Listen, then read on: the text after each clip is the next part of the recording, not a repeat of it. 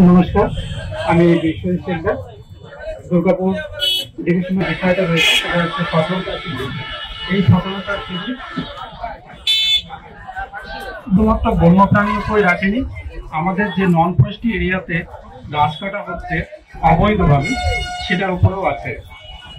যাই হোক, আমাদের অ্যানিমেল রয়েছে, শিডিউল অ্যানিমেলের মধ্যে যেগুলো রয়েছে কৃষক, নেকড়ে, হায়না, বনবিড়াল, নেপাল বিড়াল, শিয়াল, বুনো খরগোশ, এই ধরনের প্রাণ এমনিতেই লুপ্তপ্রায়। তাদেরকে আমরা যদি এমনভাবে আঘাত করি, হত্যা করি, তা আইনীয় দণ্ডনীয় অপরাধ। এই কারণে আমরা এটা আপনার ফাইনও হতে পারে, আপনার উপায়ই হতে পারে।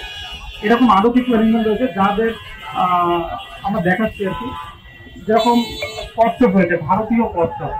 এটা যদি আমরা ইয়ে করি, আপনারা মারেন বা ওকে খান, তাহলে কিন্তু একটা অপরাধ হবে, যেটা দণ্ডনীয় অবশ্যই।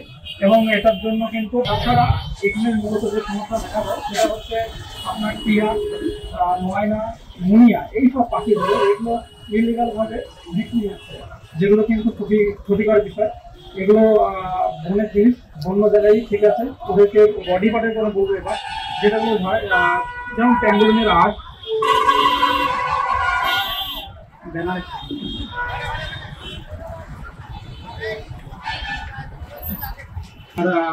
বাঘের চামড়া, নখ এবং হরিণের যে শিং রয়েছে তাদেরও কাটা রয়েছে, এগুলো কিন্তু ইলিগাল ভাবে বিক্রি হচ্ছে, যেটা কিন্তু একটা আইনত অপরাধ।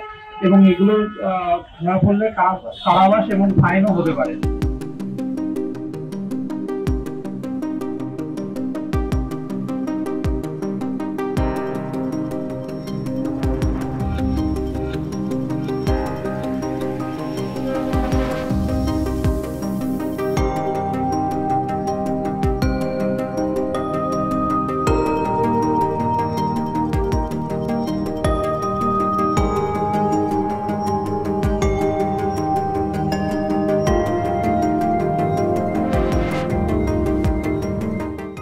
মানুষ কি রাখতে পারে না পাখি, কি বিষয়?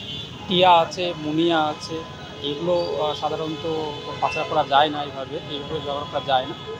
আর সাথে আমাদের যেগুলো আমাদের কিছু পার্ট রয়েছে, বডি পার্ট, যেরকম রয়েছে আপনার সজারুর কাটা রয়েছে, আপনার হাত জোড়া রয়েছে, মনিটর আর আর আছে আপনার প্যাঙ্গুলিনের আঁশ, এইগুলো। আর বাঘের ছাল, নখ, এগুলো পাচার করা যায় না। হরিণের শিং পাচার করা যায় না। এইগুলো যদি এরকম পাচার হয় তাহলে অবশ্যই আপনারা আমাদের বন দপ্তরকে খবর দিন, আমরা আইনত ব্যবস্থা নিই। আপনার নাম বলুন। আমার নাম Biswajit Sheikh, forest range officer, Durgapur. আমাদের খুব শিগগিরই ফরেস্ট ডে আসছে 22 তারিখে। তো আমরা মেনলি সেই ফরেস্ট ডে কথাটা মাথায় রেখে আমরা আসানসোল এবং দুর্গাপুর আজকে থেকে স্টার্ট হলো পশ্চিমবঙ্গ বন দপ্তর এবং আইনি পরিষেবা কর্তৃপক্ষ এই সম্মিলিত প্রয়াসে আমরা বিভিন্ন জায়গায় আইনি সচেতনতা করছি। এবং আমরা কোনো এরকম জায়গা চয়েস করিনি যে যেখানে একটা খুব শেডেড এরিয়া হবে, যেখানে কিছু মানুষ থাকবে কিছু মানুষ থাকবে না। আমরা একদম রাস্তার উপরে চলে এসেছি আইনি সচেতনতাটা নিয়ে, যেখানে দেখুন রাস্তায় সমস্ত লোকজন যাতায়াত করছেন, তাদের মাঝখানেই আমরা এসেছি। কারণ আমরা জানি যে এই ধরনের জায়গাগুলোই মেনলি ইউজড হয় যে পাচার করার জন্য বন্য প্রাণী, তাদেরকে হত্যা করে, ইলিগালি হত্যা করে তাদেরকে নিয়ে যাওয়া, নিয়ে বিক্রি করা, ব্যবসা করা, তাদেরকে খাওয়া। তো এই ধরনের যে শিডিউল যে অ্যানিমালগুলো আছেন, যে ওয়াইল্ড লাইফ প্রোটেকশন অ্যাক্টে, সেই শিডিউল অ্যানিমালগুলোকে যাতে মানুষ চিনতে পারে, এই ব্যানারগুলো করা হয়েছে এই কারণে যে যাতে এগুলোকে দেখে চিনতে পারে, এবং দেখে চিনে যদি তারা দেখে যে এরকম ধরনের পাচার হচ্ছে বা বেআইনি কারবার হচ্ছে, তারা সেই সংশ্লিষ্ট জায়গায় যাতে অভিযোগ করতে পারে। এবং এইভাবে আমরা এই পাচারগুলোকে আস্তে আস্তে অনেকটা আটকাতে পারবো। আর আরেকটা জিনিস হলো যে আমরা এখানে আরেকটা জিনিস প্রচার করলাম, সেটা হলো যে নন ফরেস্ট এরিয়াতে গাছ কাটা। ফরেস্ট এরিয়াতে গাছ কাটা যাবে না, সেটা সংরক্ষিত এরিয়া আমরা সবাই জানি। কিন্তু এটাও আমাদের জানতে হবে যে নন ফরেস্ট এরিয়া, যেগুলো জঙ্গল নয়, সেই এরিয়াগুলোতেও কিন্তু গাছ কাটা আইনত দণ্ডনীয় অপরাধ।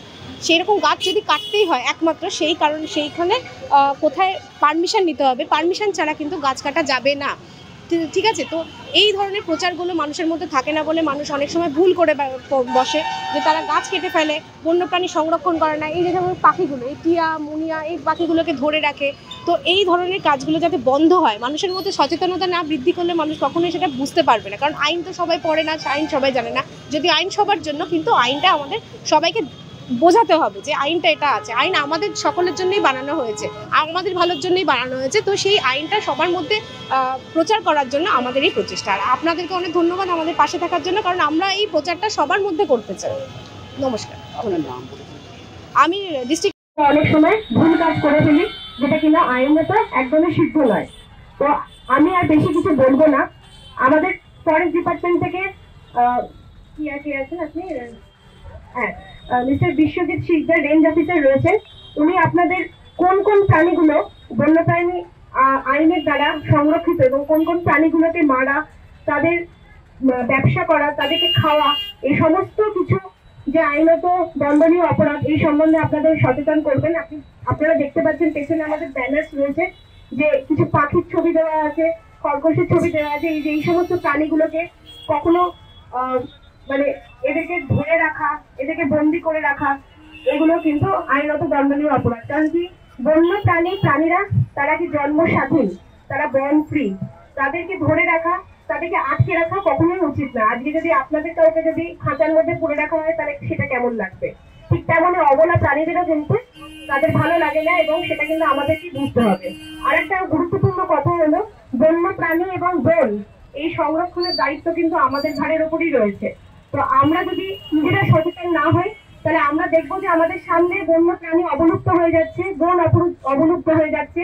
তাতে কি হবে, আমাদের প্রকৃতির ক্ষতি হচ্ছে, আমাদের পরিবেশের ক্ষতি হচ্ছে, এবং একসময় আমরাই বিলুপ্ত হয়ে যাব এই সমস্ত কিছুকে ক্ষতি করে।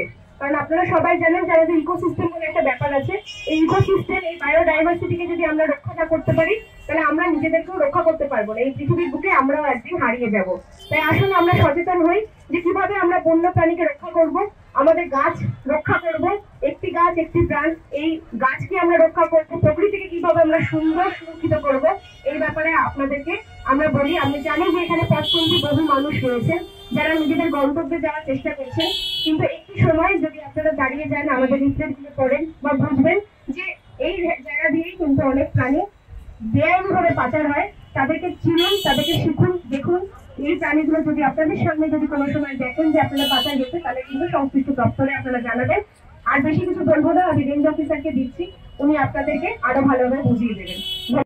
ऐसे ही और अधिक खबरों के लिए हमारे चैनल को सब्सक्राइब करना ना भूलें। साथ ही हमारे इंस्टाग्राम, फेसबुक, ट्विटर और व्हाट्सएप चैनल को भी जरूर फॉलो करें।